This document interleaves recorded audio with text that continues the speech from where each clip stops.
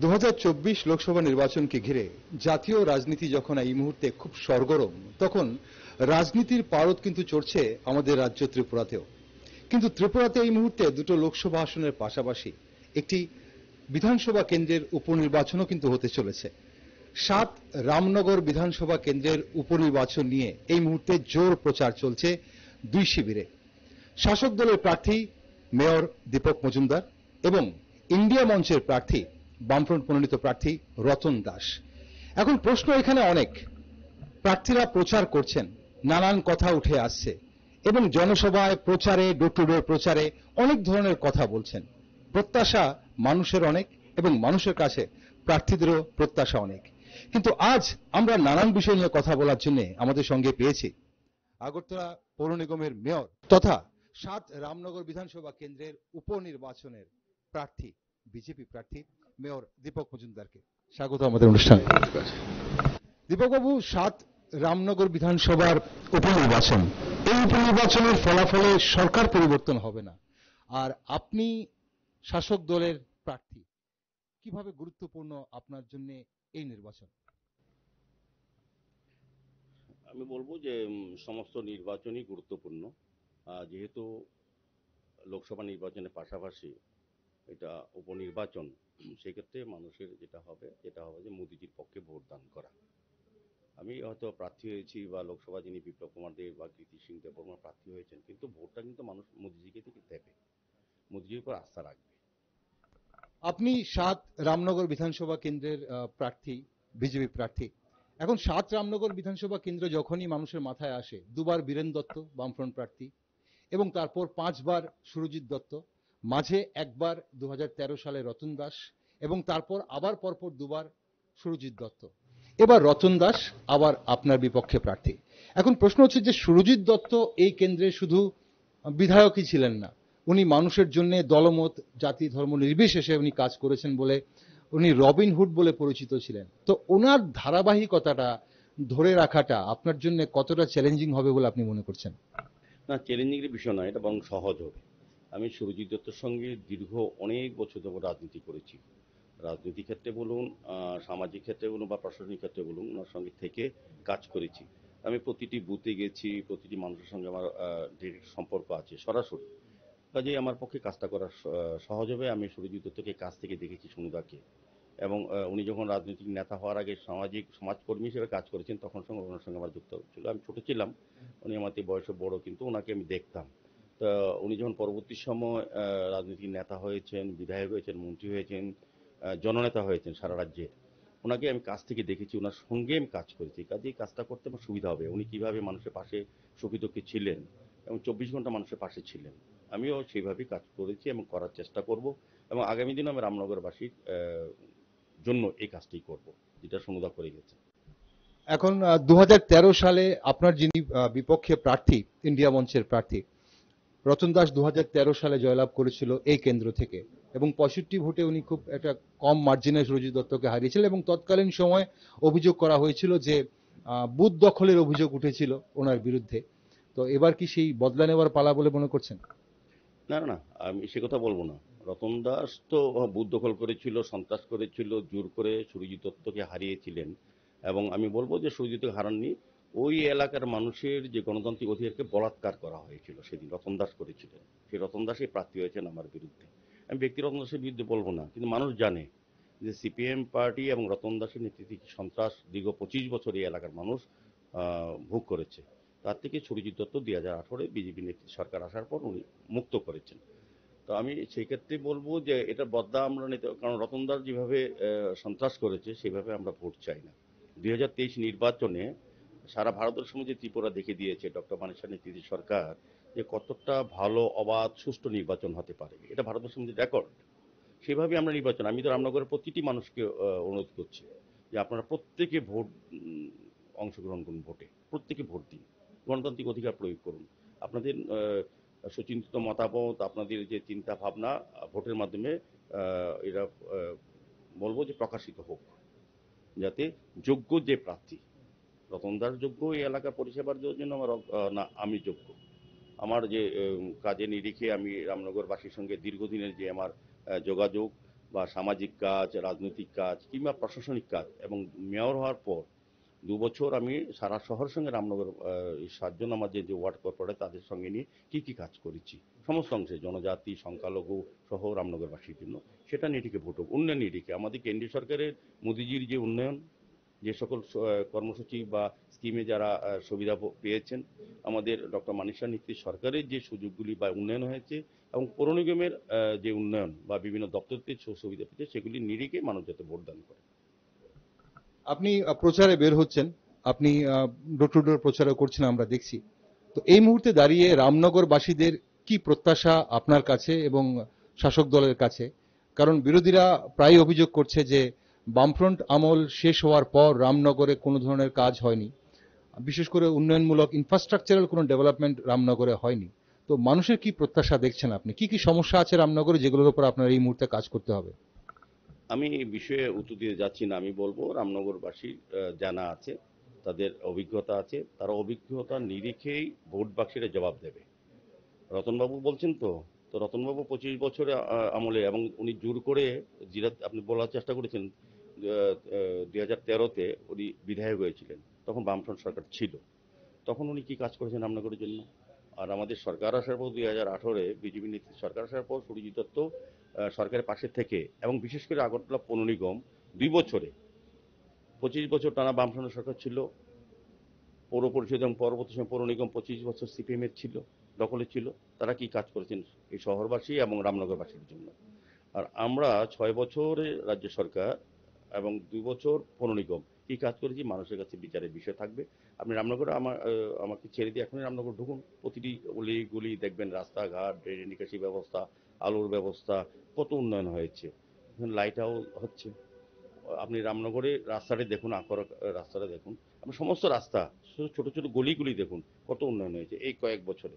কাজে রতনবাবু কি বলেছে, এটা রতনবাবুর বিষয়, উনি তো বলতেই হবে, ওনাদের বলার কিছু নেই, কারণ ওনারা উন্নয়ন করেননি, উন্নয়নের কথা ওনারা বলতে পারবেন না। তারা যদি বলতেন আমরা কি করেছি এটা না বলে, যদি তারা কি করেছে বলতে পারতেন, দুঃসাহস, তারা যদি সাহস থাকতো যে রতনবাবু বলতেন না আমরা 25 বছরে এই কাজগুলি রামনগরে করেছি, কেন বলতে পারেননি? তারা বলছেন আমরা করিনি। আমরা তো বলছি সিপিএম কি করেছে আমার দরকার নেই, আমরা কি করেছি বলছি। আমরা 6 বছরে এই কাজ করেছি, 2 বছরে পৌর নিগম এই কাজ করেছে, তার নিরিখে আমরা ভোট চাইছি। আমাদের কেন্দ্রীয় সরকার মোদিজি সারা রাজ্যের জন্য, মানুষের জন্য কি করেছেন, কি ব্যবস্থা করেছেন, এবং আমাদের রাজ্যের মাননীয় মুখ্যমন্ত্রী প্রফেসর ডক্টর মানিক নীতিশ সরকার কি করেছে, এবং পৌর নিগম কি করা হয়েছে, সেগুলি নিরিখে আমরা ভোট চাইছি। সিপিএম কি করেছে বলার দরকার নেই, কিছু করেননি সেক্ষেত্রে বলার দরকার নেই। তারা কেন বলেন না যে বামফ্রন্ট 25 বছরেই করেছে? বলতে তারা বলে আমরা কিছু করিনি 6 বছর, এই তো বলছে নাকি। আর আমরা কি বলছি 6 বছরে কাজ করেছি, আমরা উন্নয়নকে সামনে রেখে ভোট চাইছি। এই মুহূর্তে দাঁড়িয়ে রাজ্য রাজনীতির একটা সমীকরণ পাল্টে গেছে গত মাসে, যেটা ঠিক লোকসভা নির্বাচনের বা উপনির্বাচনের কিছু আগে। সেটা হচ্ছে যে তিপ্রামথার মন্ত্রিসভায় যোগদান করা, ত্রিপাক্ষিক চুক্তিকে কেন্দ্র করে তিপ্রামথা মন্ত্রিসভায় যোগদান করেছে, এবং আপনাদের সঙ্গে এই মুহূর্তে অ্যালায়েন্সে রয়েছে তিপ্রামথা বিজেপির সাথে। এবং এটা নিয়ে কিন্তু বিরোধী দল ভীষণভাবে প্রচারে গেছে আপনাদের এই জোট নিয়ে। এবং একটা শ্রেণী মনে করছে, রাজনীতি বিশেষজ্ঞরা মনে করছে যে আগরতলা শহরে এবং রামনগর কেন্দ্রের যে জনজাতি যে ভোট ব্যাংক রয়েছে, তার উপর একটা বিশাল প্রভাব পড়বে এই ত্রিপাক্ষিক চুক্তি এবং তিপ্রামথা এই মন্ত্রিসভা যোগদান দেওয়া। তো আপনি কি মনে করছেন যে এই জনজাতি ভোট ব্যাংক আপনাকে কেন ভোট দেবে?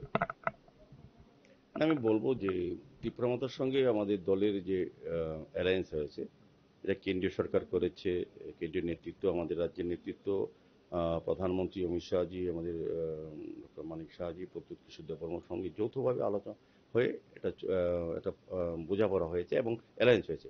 এটা আমি বলবো জনজাতিদের জন্য, উন্নয়নের জন্য এটা অত্যন্ত প্রয়োজনীয় ছিল এবং ভালো হয়েছে, এবং রাজ্যের সার্বিক উন্নয়নের ক্ষেত্রে এটা একটা গুরুত্বপূর্ণ সিদ্ধান্ত হয়েছে।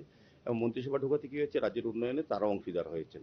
আর এই উপনির্বাচনে আমি বলবো, বিশেষ করে রামনগর উপনির্বাচনে, এখানে প্রায় 4000 জনজাতি ভোটার আছে, অনেকেই তিপ্রামথার সঙ্গে যুক্ত আছেন সরাসরি। সেক্ষেত্রে আমি বলবো যে গতবার আমাদের জনজাতি ভোটটা আমরা কম পেয়েছিলাম, সুরজিৎ দত্ত কম পেয়েছিল কোনো কারণে। এবার আমরা ভোটটা বৃদ্ধি হবে, আমার পক্ষে ভোটটা আসবে। সেক্ষেত্রে আমার জয়ের যে ব্যবধান, সুরজিৎ দত্ত যেটা জয় হয়েছে তার থেকে অনেক বেশি হবে।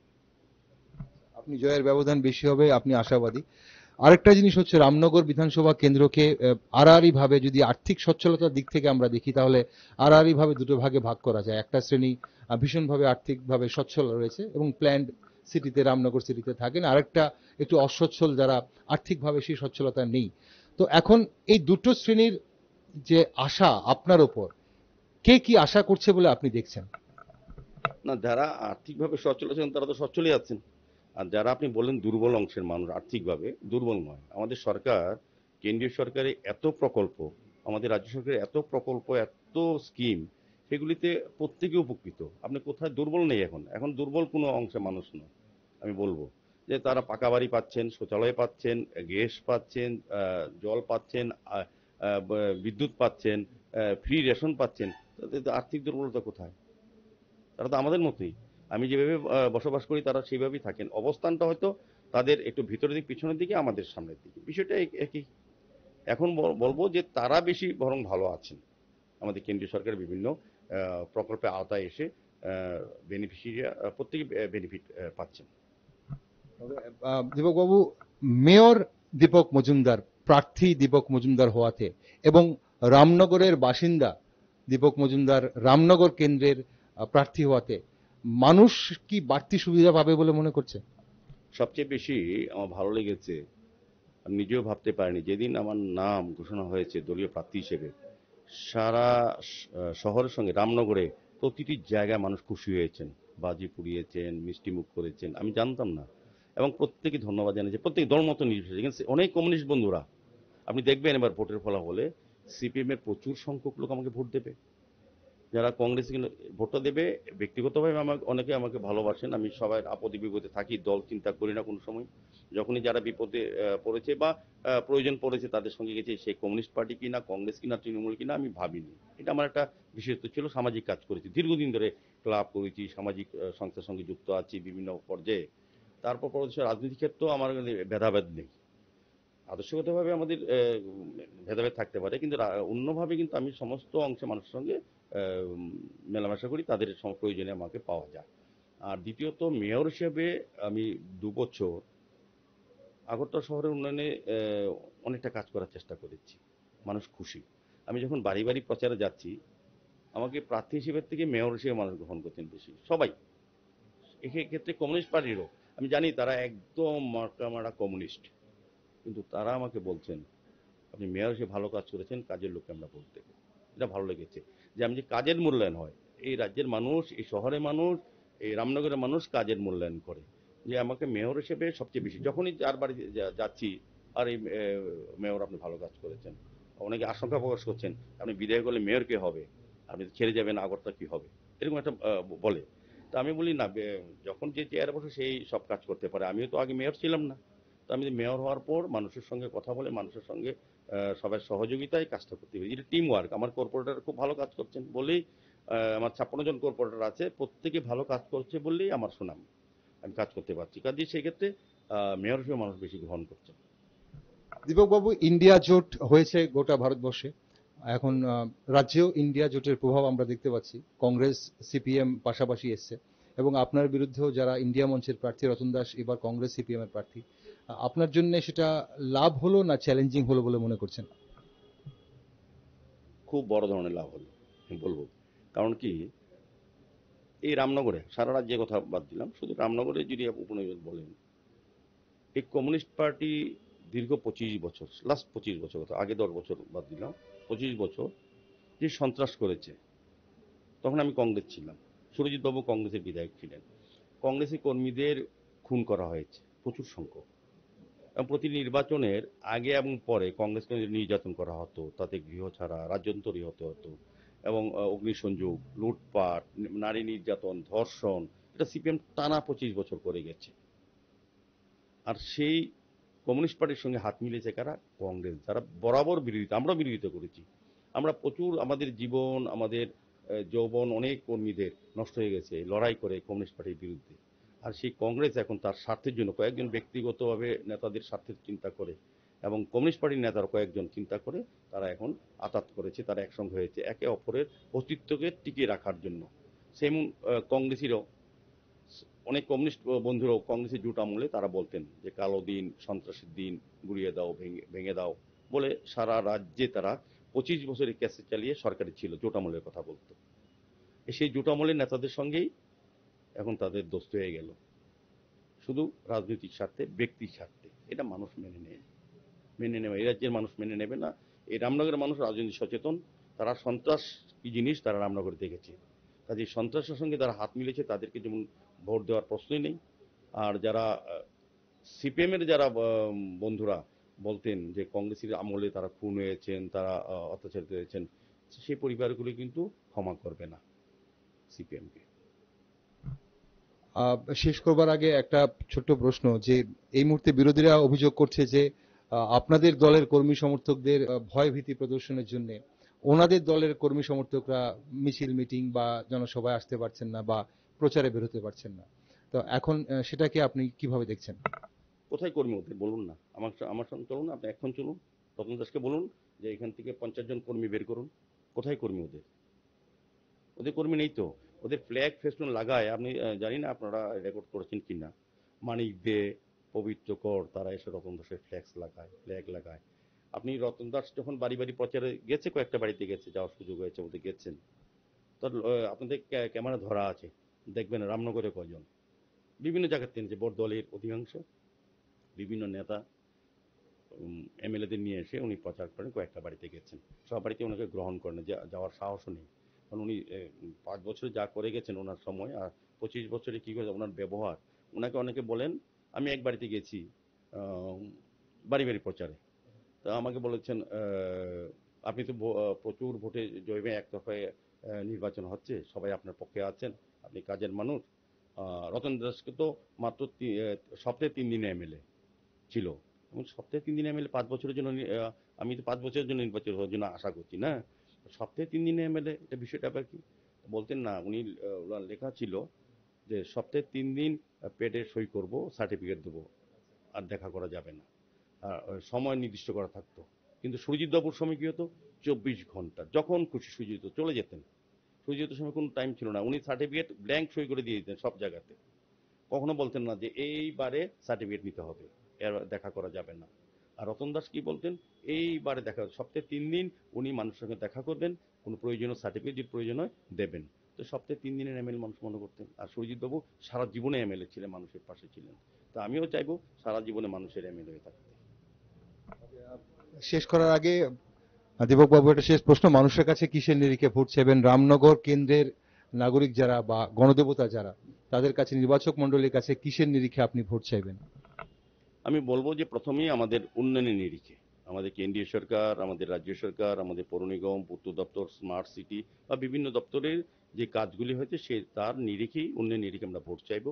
আর রামনগরে যাতে স্থায়ী শান্তি যেটা প্রতিষ্ঠা হয়েছে 2018 সালে নির্বাচনের পরে, ভারতীয় জনতা পার্টি সরকার আসার পরে, আমাদের যে হিন্দু মুসলিম বা সংখ্যালঘু বা জনজাতি মোর্চা যে এখানে সবার সুন্দরভাবে থাকে, সে সম্প্রীতি যাতে বজায় থাকে সেই চেষ্টা করব।